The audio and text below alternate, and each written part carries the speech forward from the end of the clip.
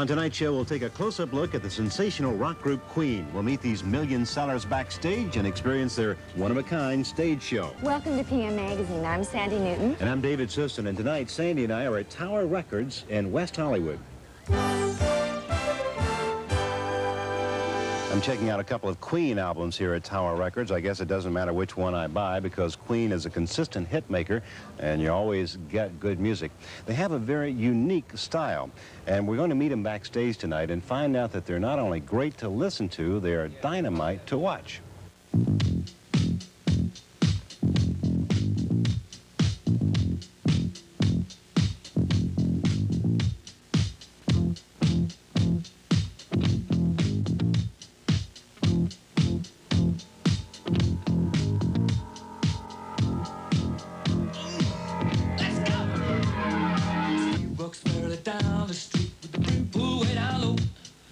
Queen, one of the most successful groups in music history. They've been on top ever since they hit the scene 11 years ago. And with 5 platinum albums, 9 gold, and 23 singles, they have little chance of ever biting the dust.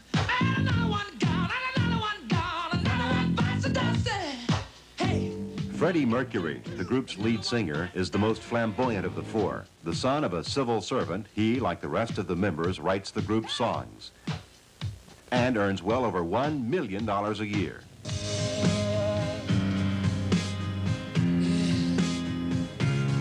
John Deacon plays bass guitar. An electronics graduate, he gave up working on a master's degree in vibration technology for the glamour of the rock and roll scene.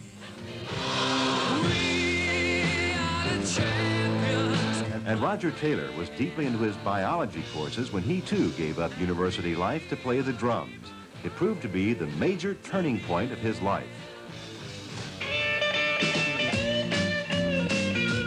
Lead guitar is brilliantly handled by a PhD in astronomy. Brian May spent 7 years studying the galaxies at London's Imperial College before he became a star himself. I will be there at your side to remind you. Queen was formed in London in the early 70s when a band schoolmates Brian and Roger were playing in broke up. We just used to sort of all live in the same apartments and things, you know, and just sort of mess around and everything. And in the end, we formed the nucleus of Queen.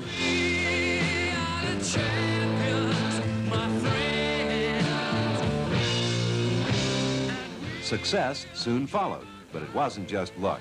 We said we would only play where we got listened to, and by the time we first appeared on a stage, we would be ready. We would have a proper act, and we would not just go on stage and jam around and hope that somebody liked it. Play the game, play the game, play the game, play the game. Their plan worked better than they could have expected. The 4 have since appeared in almost every country in the world, with the exception of Russia. The official reply was no, we were too decadent. We must be doing something right. They won't allow us into Russia. But as a busy John Deacon told a foreign correspondent before a recent concert, there's more to becoming a successful international group than travel, money, and glamour. It's like a marriage in a way, you know, because we've been together, you know, and you have every couple has their disagreements and arguments and things they don't agree about. But ultimately, as long as you can stay together and go through the bad times as well as the good, then I think it'll be all right. And it's just this togetherness that Brian feels has contributed to Queen's success.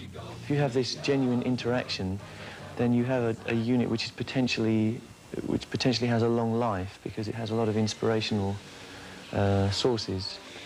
And, you know, the 4 of us tend to handle different areas, and we each have our little specialities, or specialties, as you would say in America.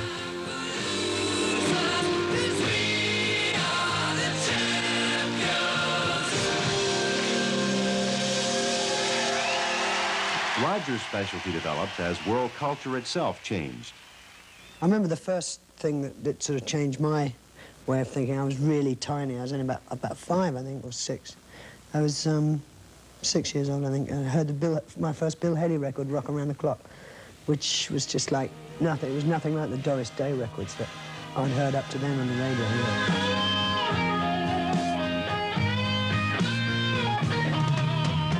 Brian feels that the group's talents are best used when Queen is performing live. We think that a group dies if it doesn't tour. We think that that's the centre of the whole thing, really. For us, that's the real enjoyment, and that is being a group rather than the mechanics of making music. But a Queen concert is more than music. It's an event.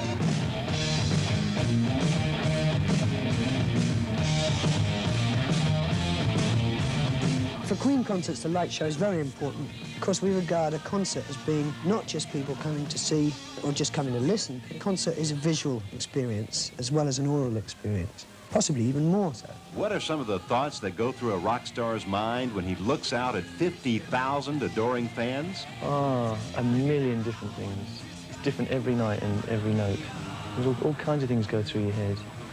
You know, things which are close, like, is the lead getting caught up in my foot? And can I hear the drums well enough, or can I hear myself well enough? Because those things are crucial.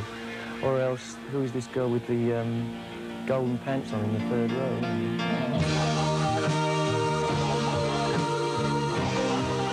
With all they have accomplished, Queen remains alive, fresh, and looking forward to the future.